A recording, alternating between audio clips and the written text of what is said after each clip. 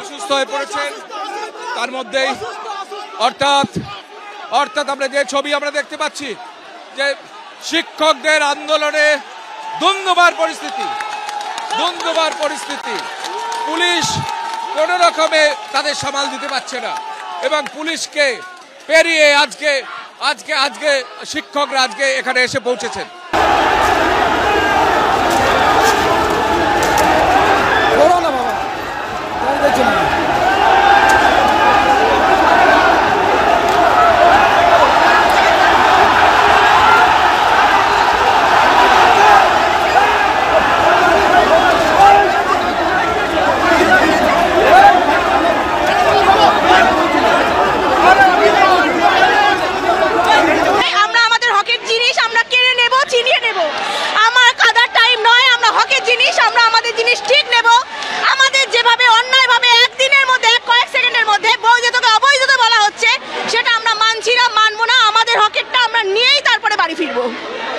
পরিজনকে নিয়ে যারা আসছেন তাদের চোখে জল, এই চোখের জলটা স্বাভাবিক, কারণ হকের চাকরি তারা হারিয়েছেন।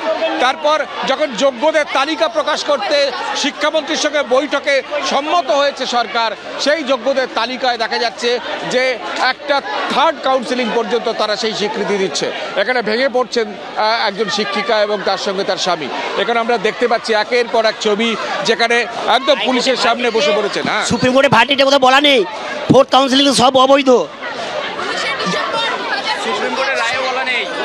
হাইকোর্টের জাজমেন্টে বলা আছে আমাদের 11-12 ভ্যালিডিটি 17-12-2019 অবধি, 9-12-2019 অবধি ভ্যালিডিটি।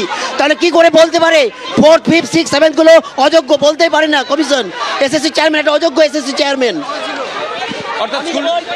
আমি যখন 9-10-এ ফার্স্ট কাউন্সিলিংয়ে ছিলাম, সেখান থেকে 4th কাউন্সিলিংয়ে 11-12-এ জয়েন করি, তাহলে আমি এখন কি করব?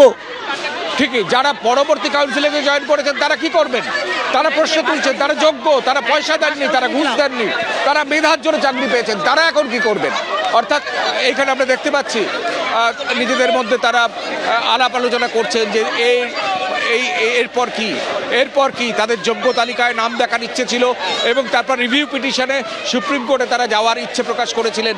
সরকার বা এসএসসি সেই রিভিউ পিটিশন করার কথা, কিন্তু যারা চাকরি পেলেন তারাই যদি আমরা এখানে কেউ একজন দেখাচ্ছেন ক্যাবিনেট অনুমোদিত দেওয়া আছে, ওদিকে হ্যাঁ, এর ক্যাবিনেট অনুমোদিত করা আছে যে প্যানেলের ভ্যালিডিটি 9-10-এর 19-12-2019 আর 11-12-এর 17-12-2019। তাহলে কমিশন কি করে বলতে পারে 4th, 5th, 6th, 7th counselling গুলো অযোগ্য অবৈধ হতে পারে? কোনোদিন এটা হতে পারে না।